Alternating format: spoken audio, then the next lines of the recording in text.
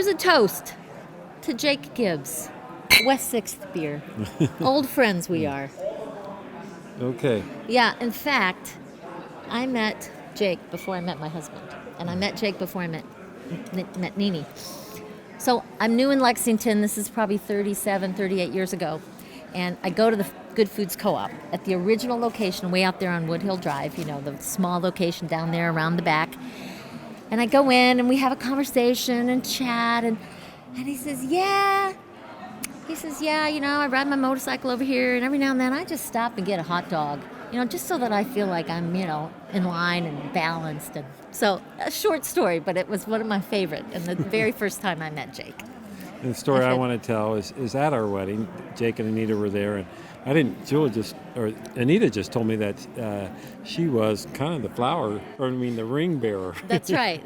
We tied our rings together to pass them to around show our to unity. bless. And then passed them around. And then it was time to put the rings on, and they were in a knot. We couldn't get them undone.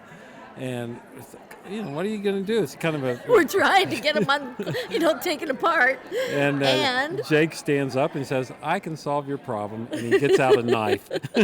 He always probably had a pocket knife. And then so he walks up in his jeans, of course. Yeah. And he cuts the string, and we were able to get married.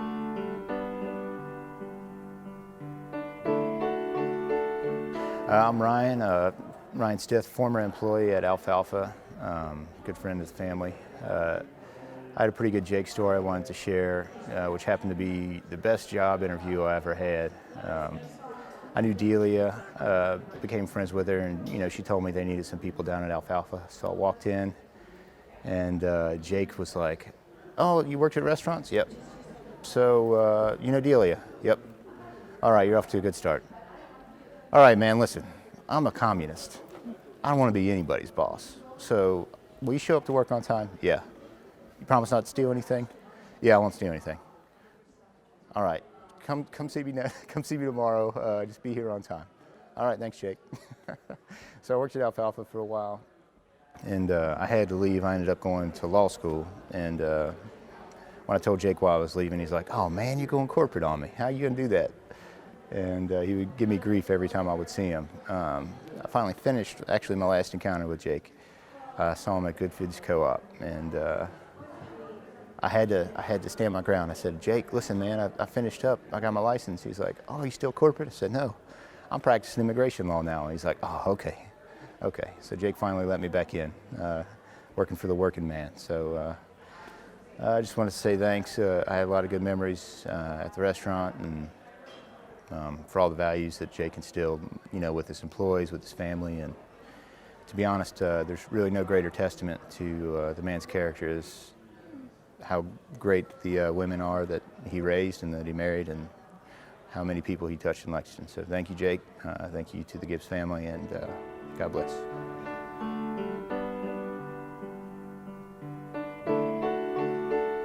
I wrote this paper. It was very well written, and I turned it in. The professor was appalled, said she'd never read anything like that, and basically I was accusing Isaac Newton of having sex with sheep. And she wanted to give me a 0 on the paper, but by the rule book she couldn't do it. So she said what she was going to do was give it to the head of the department. It just so happened to be Jake Gibbs. So she gives the paper to Jake. Jake's going on a trip to Washington, D.C. He reads it on a train trip going to Washington, D.C., comes back on Monday, gives her the paper back, and says that it's a very well-written paper, and based on the information in it, he has to admit that it's a feasible possibility. That if Isaac Newton had in fact not gone to university and his aunts had not sold those sheep, that there's a good possibility we would not have Newtonian physics and a lot of technology as we know it today. And that was the first time that I had any interaction with Jake. I didn't know who he was. I just knew he was this kind of cool guy that rode a motorcycle, was a history professor, And from that point on, whenever I would meet Jake, he would always speak to me, he would always be cordial, he would always genuinely want to know how I was doing. And even after I left school and moved on into the world, this was 28 years ago, Every time that I would run into Jake, I would meet that connection once again the same way every time. It was consistent, and that's a win-win in life.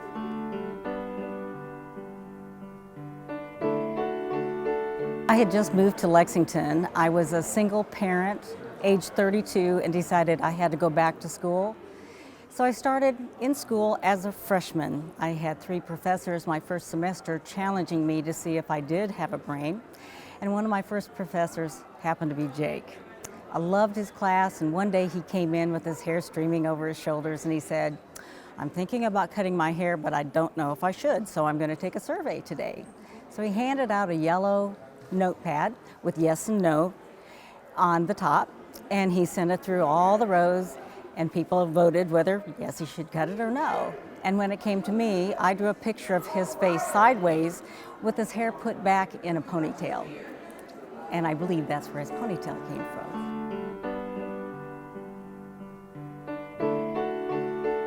Truth be told, as the expression goes, I didn't really know Jake very well at all. Only talked to him a couple of times for a few minutes.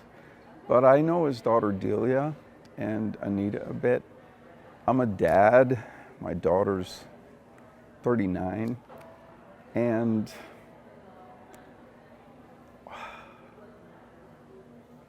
what a beautiful dad. What a beautiful dad. And what beautiful daughters Jake has. And it just touches me that he had that ongoing, beautiful relationship with them. And that's what I want. And I wanted to stand up in the theater today and say, if you're in the category of loving dads, then stand up. So bless you, Jake Gibbs, for giving the world 2 beautiful daughters. And yeah, your spirit will live on for a long time.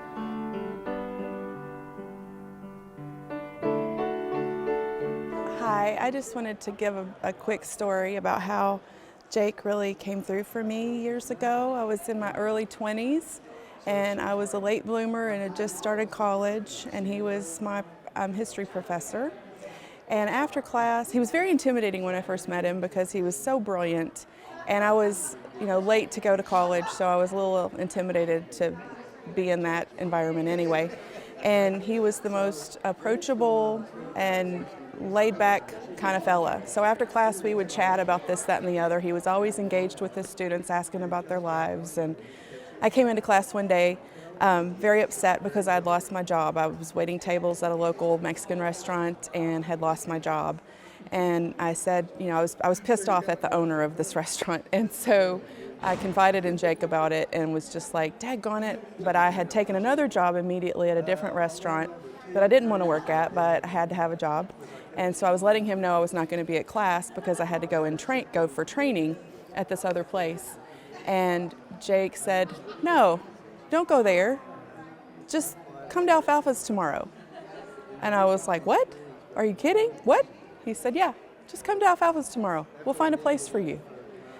So with that, I did. And I showed up at Alfalfa's and was very grateful and blessed to find a group of people that I connected with who I loved dearly, still love to this day.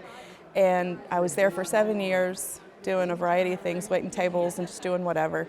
But always inspired by Jake and grateful to him for his support and kindness that day. And I have been so blessed to then get to know his wife, Anita, and was very grateful for the opportunity to get to babysit their daughters and get to be a part of their lives when they were little. And then I lived down the street from them, so I was able to get to be their neighbor as well. And I'm just, as the rest of us are, we're all just at a complete shock and loss, and so very sad by his passing, because he was such an important part of the fabric of Lexington. And we will all always be so forever grateful to have known him, to have been a part of his life, and for him to have been a part of ours. And I just want to extend my love and my gratitude to Jake and his family and his friends and the whole community for the outpouring of this. It's been really beautiful, and it's helping us all to heal.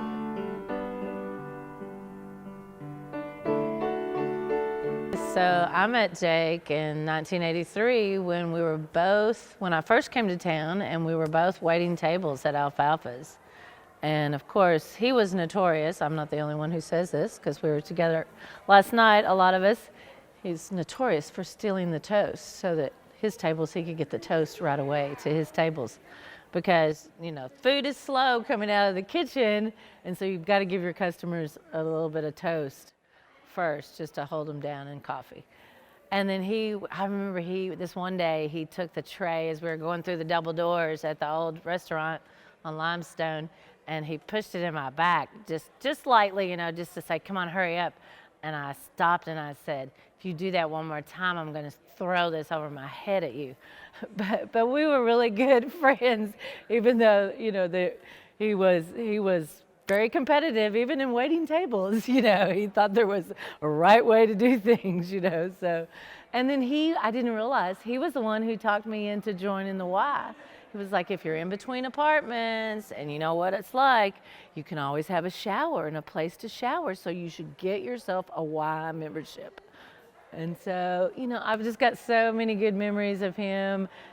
We all went rafting together on the New River, all of us, and I remember him and Nene starting to date, and him having to bow out of doing things because she demanded girlfriend and boyfriend maintenance night. So he would always say, okay, sorry, I can't hang out with the rest of you all and drink beer and just do nothing. I've got to go and maintain my relationship with my woman. So, he really just set a standard and a way of being. And he was a much better boss for me than he was as a coworker. But he definitely did have a way that he thought was right. And he would argue with you, but he would also forgive you too. I mean, he would just let it go. And I can remember the salmonella crisis, and I was a brunch cook, and he was just convinced that I wouldn't do it precise enough because we had to use this powder hollandaise sauce. And he was so worried. I was like, okay, Jake, you can just stand over me while I make the hollandaise sauce, right? And I just have a lot of good memories of walking and getting together over at his place on Preston and then at Belcourt. He's just easygoing, easy to talk to, easy to get mad at, easy to forgive. Just really an easygoing, good guy. And I'm sorry we lost him so soon. I will miss him.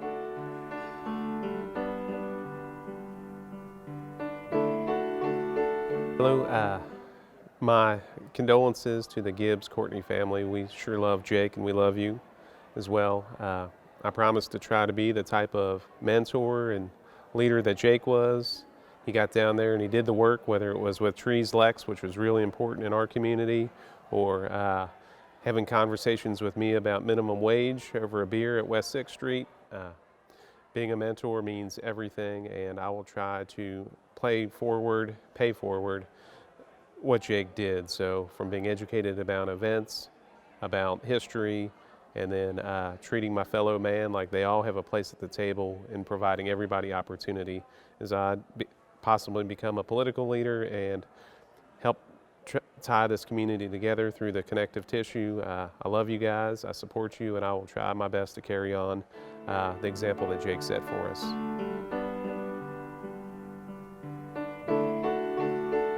Hey everybody, it's Bluebird. Just wanted to say how I got involved with Alfalfa's in the beginning was after my brother was injured at the gorge. A few times I took him to Alfalfa's in his wheelchair. And then after that, I got to know a few people and hearing about things. And I got to crash a few Christmas parties that were great. And we were living in poverty, and I always felt like Jake always treated us just like everybody else. And that kind of makes me sad because there aren't a lot of people that do that. And thank you, Jake, for doing that. And he always let me clean up after the Christmas party so I could take all that good food home with me and share it with many, many peoples. And we were living in a school bus around town, so I would always say, we get to go to all the neighborhood parties. We're in everybody's neighborhood. So I just wanted to say thanks, Jake, for making us all feel the same.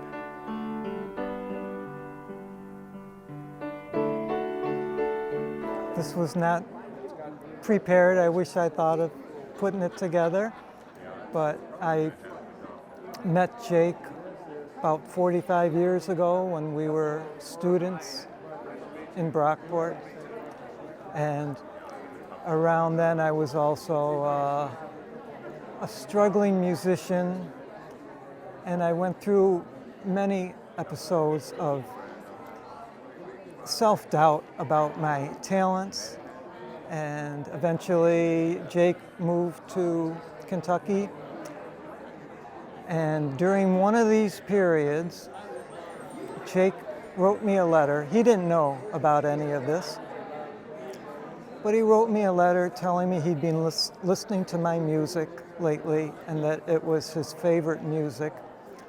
And this coming from someone who turned me on to Lucinda Williams, whom I adore, and knowing Jake, who was a no bullshit guy, I knew he meant it, and I can't tell you how many times that letter through the years has pulled me through. I just think if it was good enough for Jake, it had to be pretty good. Last year I was giving a concert in the middle of winter, and he emailed me that he was coming up just for this little concert. I kind of pleaded with him not to do it. I promised I'd send him a recording or do the exact same show as soon as the weather got nice. The recorder bit the dust, and he's gone. But Jake, thank you so much. I love you. That's it.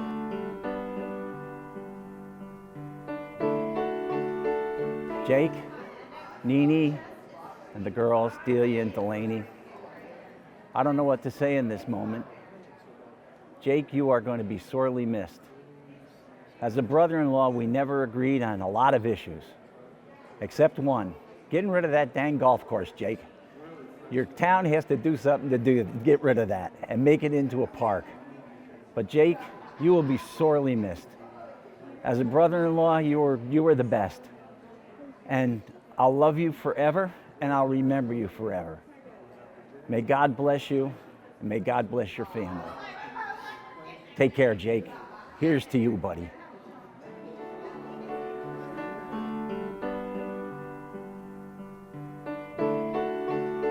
Hey, friends and family of Jake.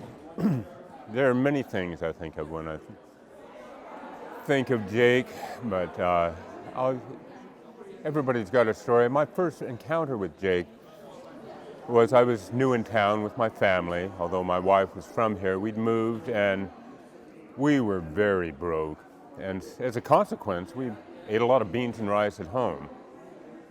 But then we had some homeschool friends who got to go out to eat because they played music at your fine emporium at Alfalfa's. And I had no idea that I'd meet you by playing there, but I accompanied Danny and Claire with my penny whistle one time. And that first time, we received $25 of meal tickets. It was enough for my wife and I to go out to eat.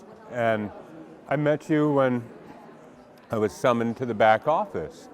And there Jake made out a coupon and handed it over, and I got as much money as the other performers, so I got the same compensation, and that was a real inspiration. But the main method of our knowing, of course, was the remodeling work that I did on your residence there in Belle Court. And I'm always glad that I had the opportunity to fasten that front porch back to that brick wall and do some other work over there over the years. There's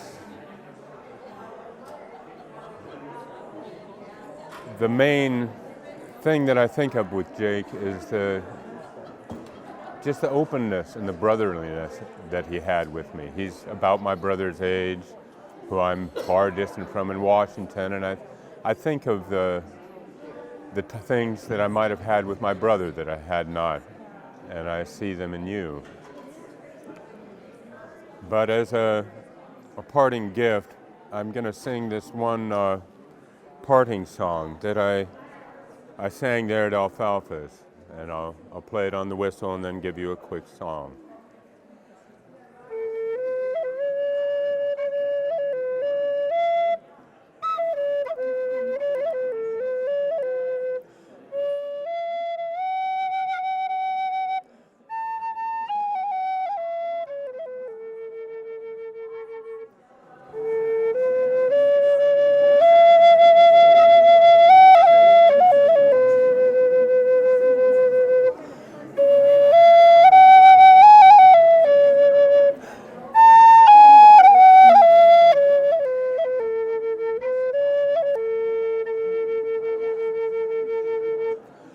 May the roads rise to meet you, and the wind be ever at your back. May the sun shine warm upon your face. May the rains fall soft upon these fields. And until we meet again, may God hold you in the heart of this land.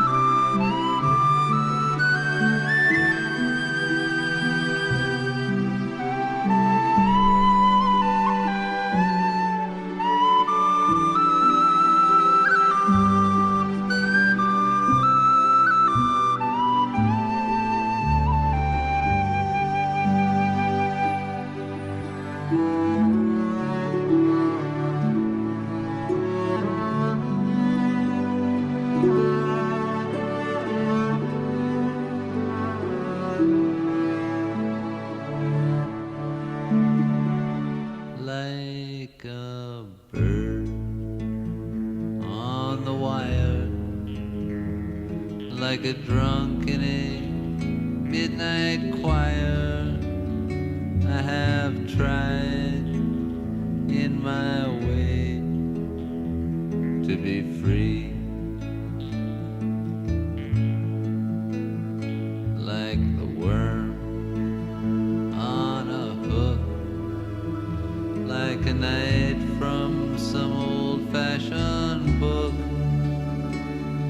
have saved all my ribbons for thee.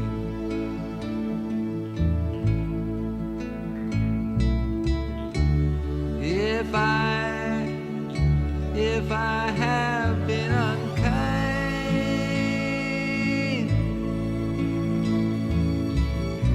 I hope that you can just let it go by.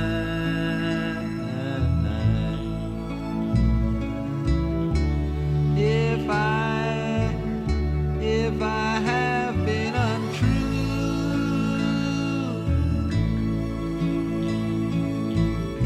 I hope you know it was never to you.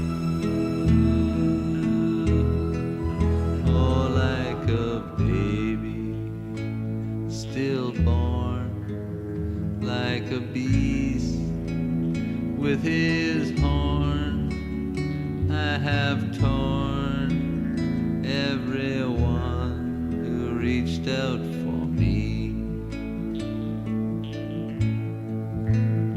But I swear by this song and by all that I have done wrong, I will make it all up to thee.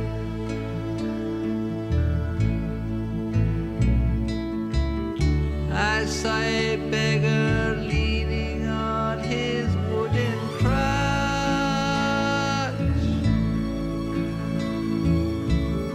He said to me, you must not ask for so much.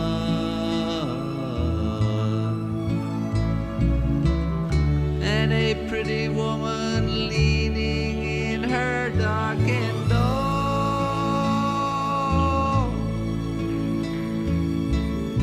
she cried to me, hey, why not ask for more?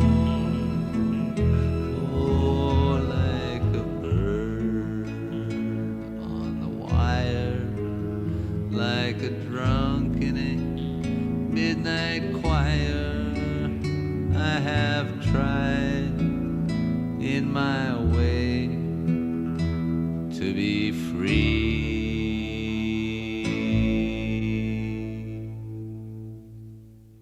The water is wide and I can't cross o'er, neither have I wings to fly. Give me a boat that can carry two, and both shall row, my love and I. For love is gentle and love is kind, and love is sweet when first it's new, but love grows old and waxes cold and fades away like morning dew. There is a ship and it sails the sea. She's loaded deep, as deep can be, but not as deep as the love I'm in. I know not how I sink or swim, but the water is wide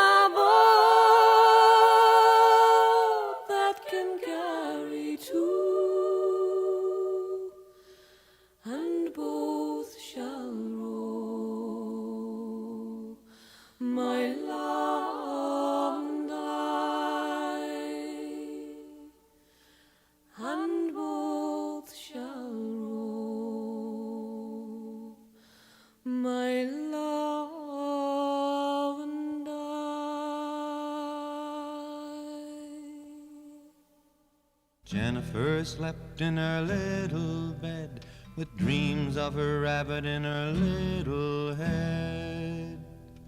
Jennifer's rabbit, brown and white, left the house and went to town one night, along with the turtle and the kangaroo, and 17 monkeys from the city zoo. They went for a ride on an old streetcar. They tried to drive it, but they didn't get far. They all got tired and decided to go to see the people in the picture show. Jennifer's rabbit, white and brown, looked in the windows of the shops downtown. He found a dress for Jennifer to wear and a pretty blue ribbon for long blonde hair. Then the rabbit and the turtle and the kangaroo bowed to each other like polite folks do. They went to a shop where the cookies are free, and they all had cookies and oolong tea. Then my said the turtle as the clock struck 3, the hour is growing very late for me. Not at all, said the rabbit, if you give me a chance, I'll lead all the monkeys in a hula dance. So they danced all night and the moon danced too. Then the rabbit and the turtle and the kangaroo jumped into bed and closed their eyes, and were fast asleep before the sun could rise. And Jennifer slept in her little bed with dreams of a rabbit in her little head.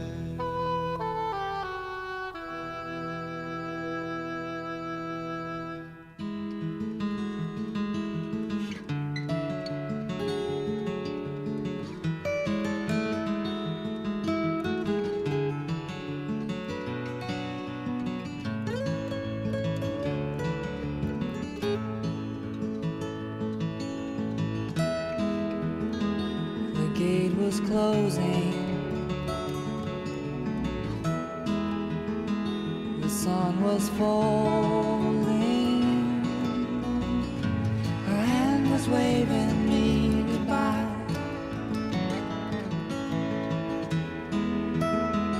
My door held open, my shadow broken. Her voice returned a short reply. Remember me to the highway signs, the colored lights and the highway lines. Remember me to my friends so kind. Tell them I am fine.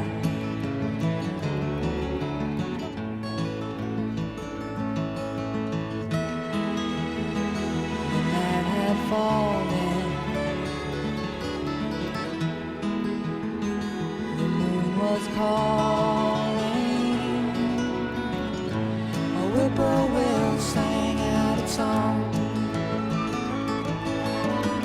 There is no need for you to go,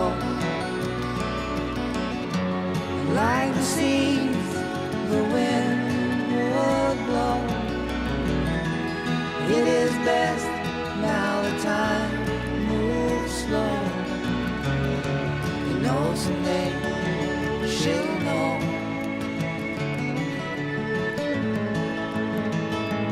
But today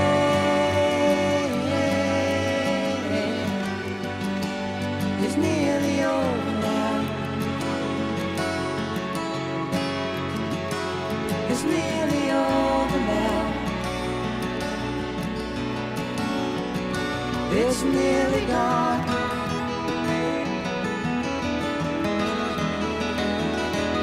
Tomorrow doesn't matter now, 'cause nothing matters now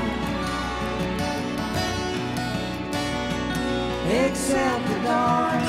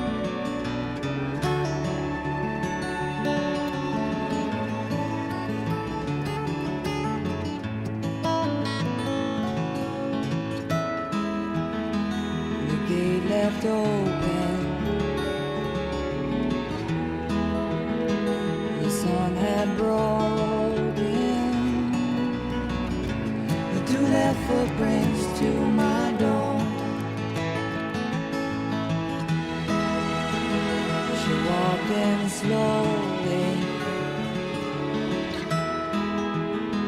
her image holding, she knelt beside me on the floor. I remembered you to the highway side, the colored lights and the highway lights. I said hello to your friends, so kind. I told them you were fine.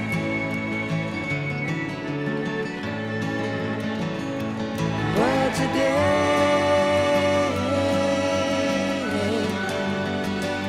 is nearly over now.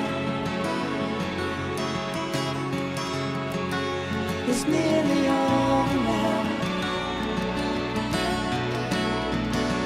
It's nearly gone.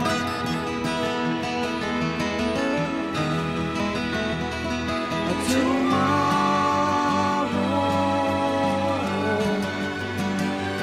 doesn't matter now, 'cause nothing matters now except the dawn.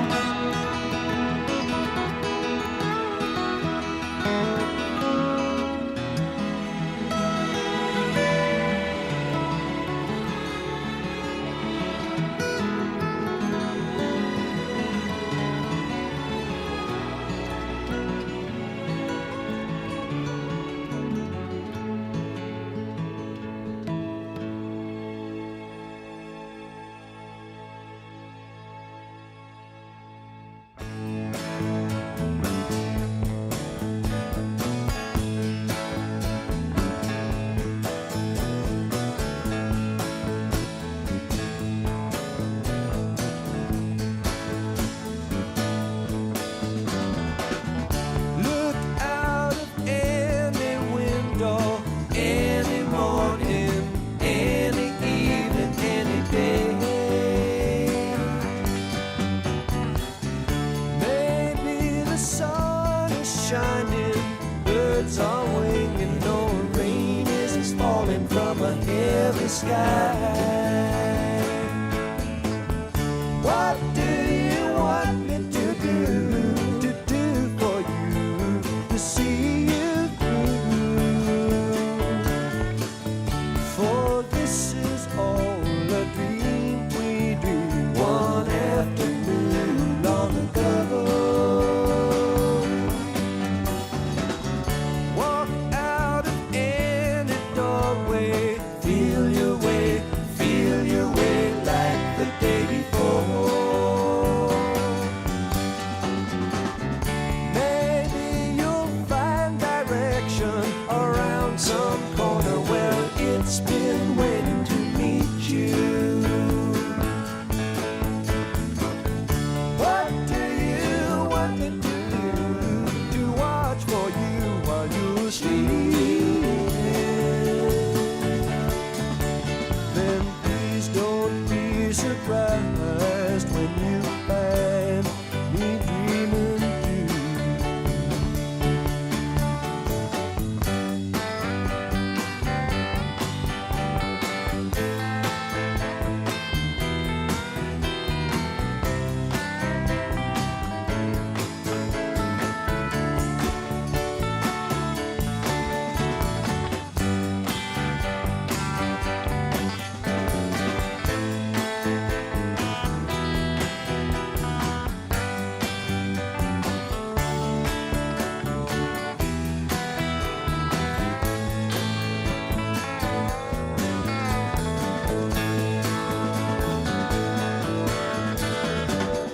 Look into any eyes, you find value you can see clear to another day. Maybe been seen before through other eyes on other days while going home. What do you want me to do for you, to see you through?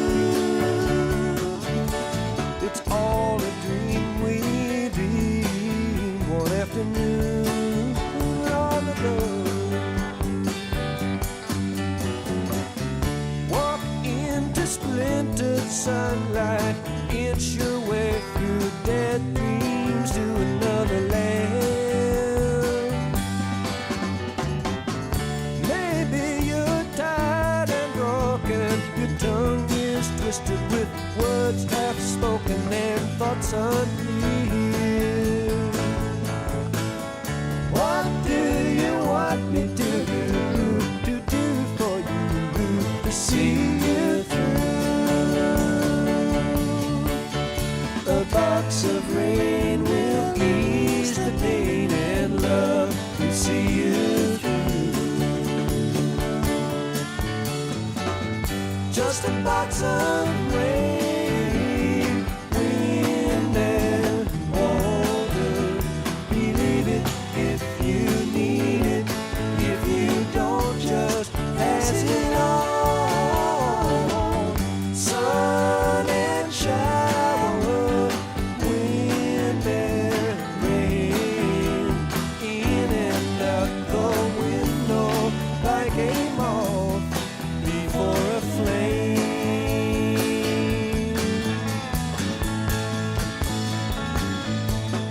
And it's just a box of rain. I don't know who put it there. Believe it if you need it, or leave it if you dare. And it's just a box of rain, or a ribbon for your hair.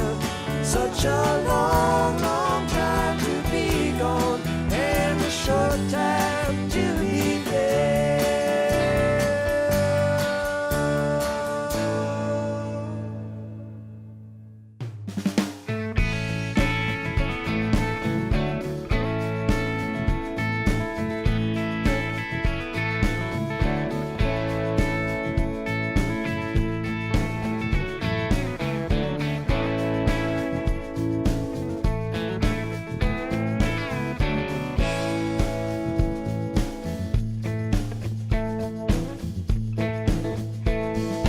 Thank you for giving me a place to keep my love. I don't need anything special, none of that stuff. I'm storing your heart, and that's enough. Thank you for giving me a place to keep my love.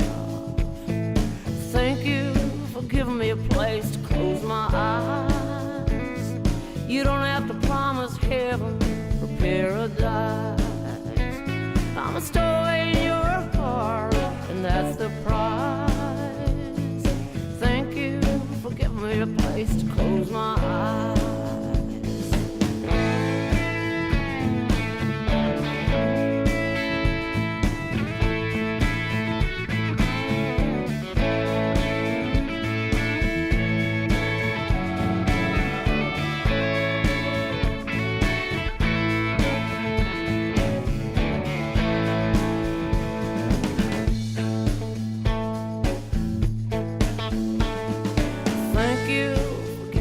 Place to take my blues.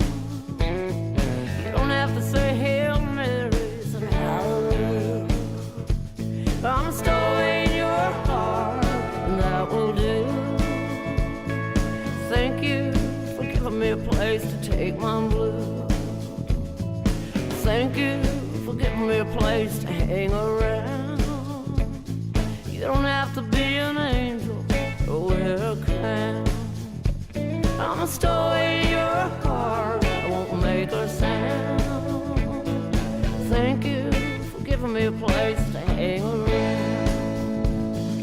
Thank you for giving me a place to keep my love. Thank you for giving me a place to close my eyes. Thank you for giving me a place to take my blues.